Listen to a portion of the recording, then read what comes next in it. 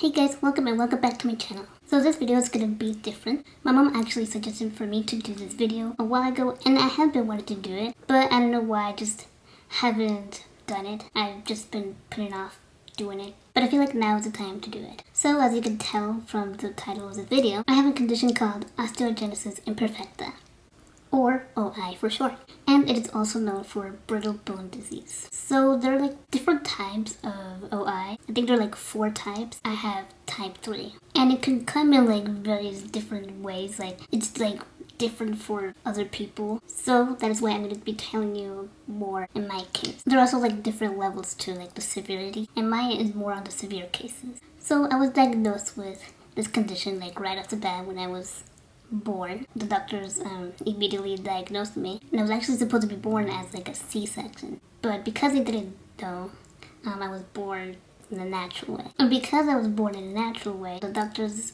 thought that I had broken bones everywhere, or like almost all over my body, and because of that they thought I was not gonna survive the night. But obviously I did. It turned out that I was just sore, like very sore, and they even said that I cried the whole night because I guess of just the pain. But I guess over time I recovered. So in all of my 20 years, my life, I've had over 40 broken bones. It was actually worse when I was younger because, well, first of all, I was a kid.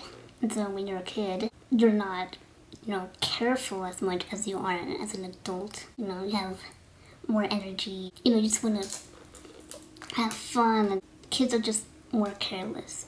But another reason was because my bones were just more fragile. Eventually though, when I was, I'd say like 5 or 6 years old, we found out about this treatment that could make my bones at least a little bit stronger, and it has helped a lot. It's been a couple years now since I've had a broken bone, when before I would just break easily, like my bones would break easily, pretty often too. Even if like the smallest things, it would just break. But with the treatment that I've had, it did make my bones stronger, and now, yeah, it has been a couple years since I've had a broken bone. But having fragile bones isn't the only thing that this condition has, but it is like the main factor. There are like symptoms and like other things that just goes with this condition.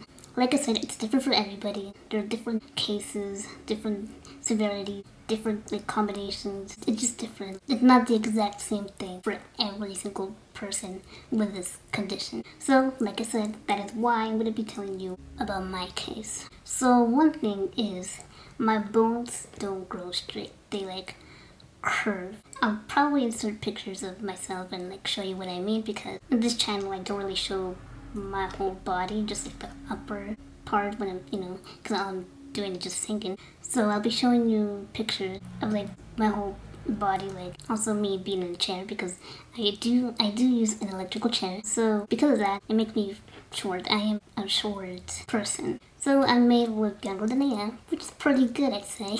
Yeah, I'm 20 years old, but I do look younger, but I think that's a good thing for me. That also means that I can't walk, which, like I said, that's why I use an electrical chair to, move around on my own, have a bit more independence. I got an electrical chair, my first electrical chair, when I was like 5 years old. Yeah, I was young. And I remember kind of vaguely, but my parents tell me this. I used to be terrified of trying to learn how to use my electrical chair, because I just didn't know what that was. I just remember crying and freaking out. But eventually I got over my fear and I started to learn to use the electrical chair, and over time I got better. At first I would bump into things and accidentally run over people's foot. But like I said, I got better. Now I don't crash into stuff as much. Like, it's kind of rare. I do like every once in a while, but accidents happen. But it has been a very long time since I've run over someone's foot, which is good.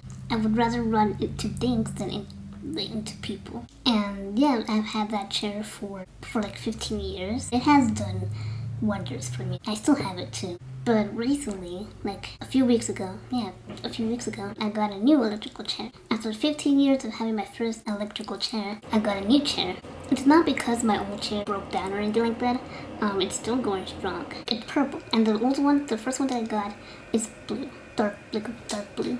And I've did have the option to like choose that color again, but I don't know, I just wanted to change, and I think purple's a pretty color, and so I chose purple. So yeah, other symptoms or other things that I have is my lungs don't have as much capacity as a normal person. So my lungs only work 49%, which is, you know, a drastic change compared to a normal person. And so that is why I avoid singing like big and like high notes whenever I'm singing, because I just don't have the lung capacity to do that, because I would easily and quickly run out of breath if I attempt to do those kinds of notes. But I don't mind, because I mean, just because, you know, I can't do those notes doesn't mean like I'm a bad singer or anything like that. There are singers who don't sing that stuff. There are different singing styles, different types of singers who sing differently. Like not every singer sings high notes. Take, for example, Billie Eilish. She does not belt most of the time, but she's still a very good singer and puts out like very good songs. Those songs do great. So I don't mind that I can't sing those high notes like other people can, because there are different ways to sing, and all types of singing are beautiful and amazing. So that's why, like, if there are moments where like I run out of breath for when I'm singing a song, then that is why, because my lungs work only 49%. Another thing, like I said, in my case, my hearing has gotten worse over time, and also a few weeks ago I got hearing aids for the first time, and I'm actually wearing them right now, but you can't really notice. Let's see if you... I am wearing hearing aids, and oh my god, they're so cool. They're very helpful. They help me hear a lot better. Like, it's crazy. I didn't notice how bad my hearing was until I put these hearing aids for the first time, and this is the first time I got hearing aids. At first I was, you know, scared and nervous because it was something new, and like I didn't know what to expect. But oh my god, they're like amazing. I remember feeling so happy when I first started hearing better with the hearing aids. Oh my goodness. But yeah, so like I said, because my bones grow curvy or crooked, my hearing has also impaired over time. So that is why I need hearing aids. Every year, like ever since I can remember, I've done like hearing tests.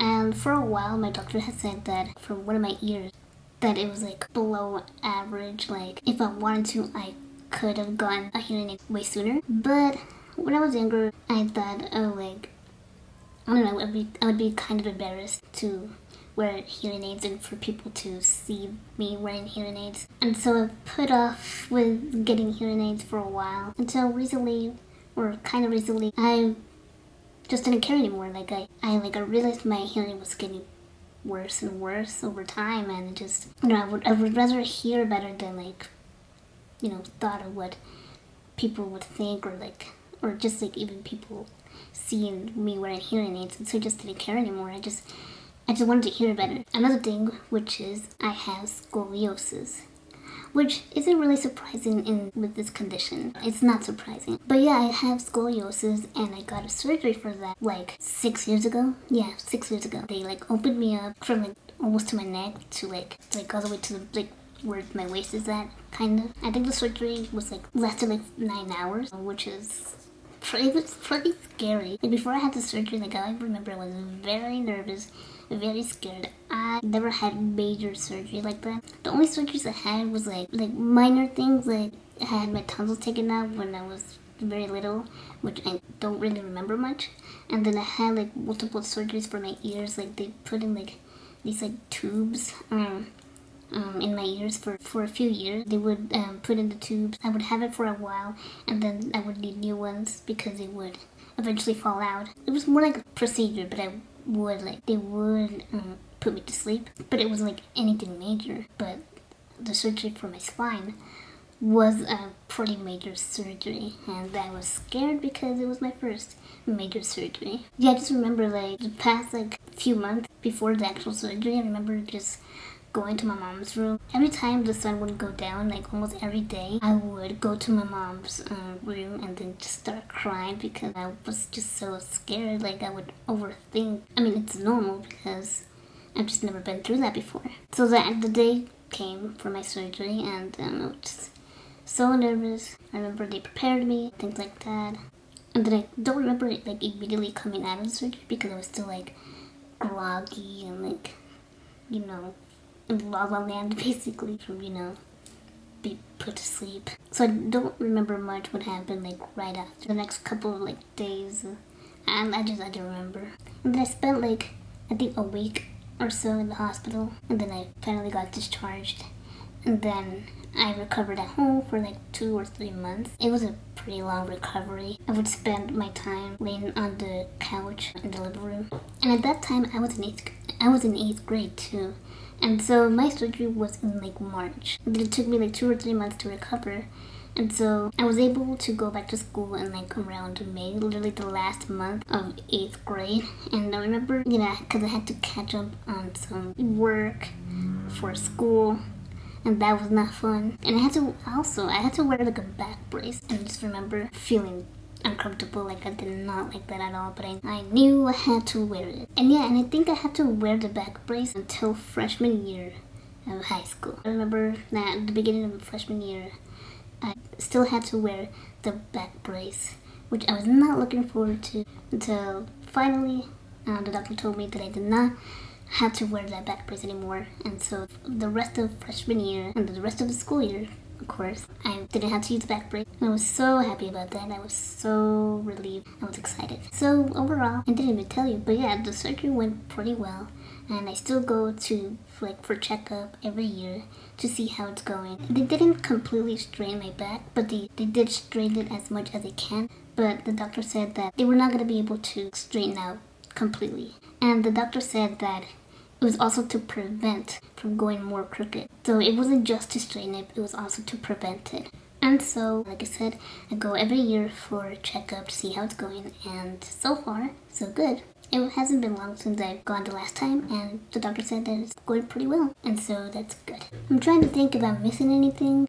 Oh, actually, something that I didn't say, and I just really, because before making this video, I've been like thinking and even made like notes of what I was going to say, but something that didn't cross my mind until just now is that, so you know how in the white part of the eye, you know, it's white, but people with OI, the white part of the eye is actually like has like a tint of blue. Like I don't think you could notice it unless like you really look at it. Well, I've been thinking, but I don't think I'm missing anything else. At least not the most important things. I think the most important things that I needed to say, I've already said. So yeah, I think that will be all for this video. Like I said, even though my mom suggested for me to make this video, I have been wanting to make it because this condition is pretty rare. I don't really see people with this condition unless like on the internet. And even then, it's still pretty rare to find people with OI. And the people that I've seen with this condition, they spread awareness and they advocate.